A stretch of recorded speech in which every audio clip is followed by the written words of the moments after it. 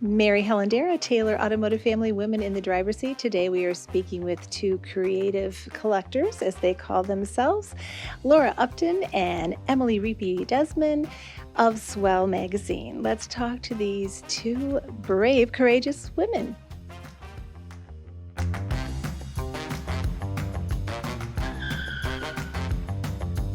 Laura and Emily, thank you so much for being on Women in the Driver's Seat.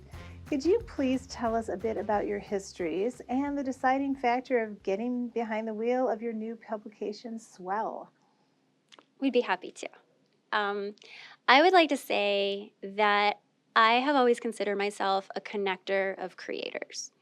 I have been doing that my entire adult life from my early college years until current day, finding folks who are great at their crafts, whether that is writing, illustration, graphic design, movie making, whatever the creative piece is, I connect with them and they find me, and we find ways to produce art together. And all of that, about almost 20 years of doing that, has culminated into Swell Magazine. That's great. I probably started curating 20 years ago, probably back in undergrad is when I started kind of doing it. I put together my first art and literature magazine back then, and so that was 2007 when I put out my last issue of that. And then I also started working with musicians, artists, and curating shows probably once a year at least from then on. And then when Emily approached me for Swell to work on it together, I said, heck yeah. So how did the publication come to fruition? And is it monthly? And could you expand a little bit about the readership that you may? Sure. Yes. So the concept of Swell came out of my freelance network, Social Be Creative, which I started doing on a full-time basis during the COVID pandemic. So back in basically March of 2020, which I think everybody can remember exactly where they were when this was all happening, I had lost my full-time job. And I started reaching out to all of those creatives I was talking about. And I said, what can we make? What can we do? How can I help all of us make money together? And also, how can we continue to be creative in this kind of scary, uncertain time? And so we decided to publish a magazine together, creating and focusing on art out of the pandemic. It did not come to fruition in the pandemic. Things happened. Illnesses happened. Folks came in and out of our creative world. And we ended up kind of pausing and starting this project. Fast forward to July of 2024, we got this magazine together after 4 years of working on it.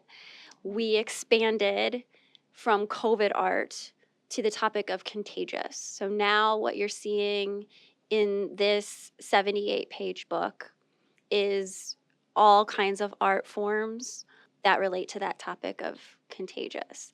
Now that we have our branding all set, all of our initial contributors, our main core group of art and editorial folks, it'll be much sooner than the next 4 years to get our next one out. Right now, we're slated to be an annual publication because it does take a lot of time and effort. However, we already have our second issue in the works, slated to come out in January of 2025. Very exciting. And that is already fully funded thanks to some amazing community partners. Wonderful. What are a few of the challenges as well as the rewards, Laura, of being part of this exciting new endeavor? I think the biggest reward of it is highlighting artists that might not otherwise have a platform or might not even call themselves artists. One of the things like we really did is like push the boundary of what traditional art is and traditional writing is. So we didn't feel like we're gatekeeping anymore. It was really fun. We have actually like even a few tattoo artists, because they are certainly artists in their own right as well, featured in it. I think the challenge probably always is anytime you're in a production, you know, when you're in it, you can get in the weeds for a bit, and you always like wonder like, okay, what's it gonna look like in the end? But you know, you believe in it the whole time. And when you find yourself out of it, and when we got like our test copies, I was like, oh my gosh. Yeah, it was exactly like what we wanted it to be. I think it was even like a bit more. So it's, yeah, I think the biggest challenge is like not getting caught up in the weeds while you're in it. Yeah. And Emily, we understand that you have contributed numerous meaningful journalistic pieces in your career. What are a few that you are most proud of? Sure. So something that's kind of new to me is talking myself up, sharing my own accolades. I have always kind of been, I would say, taking a back seat rather than the driver's seat of the projects that I've been on and a part of, and letting my subjects that I write about or report about shine. And so this is new to me, kind of talking my own projects up and feeling like I'm worthy of that. And Laura here has helped me kind of reassess how I look at myself. But something that I'm really proud of, and what kind of launched this whole I can make things, I can be a content creator myself, was about 10 years ago. I was working for a marketing company, or I was working in a marketing department for a nonprofit. I was telling stories through video production and being a co-producer of a video. And what we did was we were telling stories about the clients of this particular nonprofit and created a half an hour documentary based on those stories. And um, I was able to connect with these clients on a way, just on a human level, right? They invited me to their homes, into their workplaces, meeting their other family members, going into their schools, learning all about them and the struggles that they were living with and the messages that they wanted to share. And I spent months and months and months getting to know these subjects and doing this tremendous storytelling on camera and behind the camera that ultimately ended up receiving a regional Emmy Award for the work.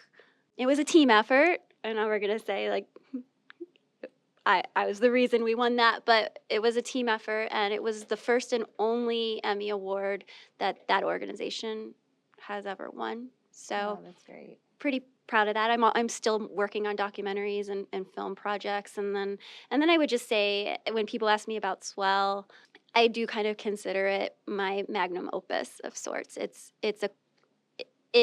is everything that I've ever worked for, leading up to who I am today.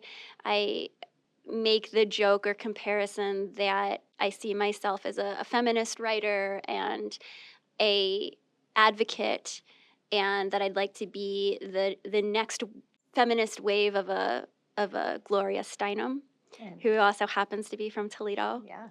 And I did it, like I'm doing it. So I'm proud of it. I'm very proud of it. The publishing world has its challenges, as I hear, and as one publisher I know says, it is a world of snack readers. How do you plan on combating that need for quick, instantaneous readership? Well, one of the things I really look at with Emily as a partner is that she balances out my theoretical wild art ideas with like pretty heavy practicality on like what we can actually do, but she also does like explore them quite a bit as a production editor. And one of the ways we've really figured out how to kind of combat it is with making it very multimodal, or as multimodal as you can in a print magazine. So we really evened it out with heavy like visual art and more like text based, which is also visual art. And I think really our branding also lends itself to like engagement. I like how our art director for this one really incorporated all of our brand colors throughout the text, and Yeah, it it's really, beautiful. yeah, it's really beautiful, and I think it just lends itself to feel edible Yeah, in a that's a way, great word for it. which is one of the things we actually considered doing. But that was one of the rabbit holes Emily let me go down is, can I make a piece of edible paper to insert into it? The answer is yes, you can. It is, however, quite expensive. I So can imagine. Printing alone is very expensive, which leads me to my final question. How, as a community, can we support you and your new local publication? Yes. So first and foremost, please follow us on social media, Social Be Creative 419. We have a Facebook and an Instagram account. And if people want to get involved via sponsorship, advertising, potentially a subscription, we have an email, socialbecreative419@gmail.com, that they can reach us at. Wonderful. Well, thank you both for being here. And it's just exciting that you've gotten into the arena and willing to take this incredible, exciting risk. And we wish you the best. We hope to be here for a long time. Thank you, Laura and Emily, for sharing your inaugural edition of Swell Magazine. We are so excited for the second one to come out. In the meantime, we need to head down the road and see who's next in the driver's seat.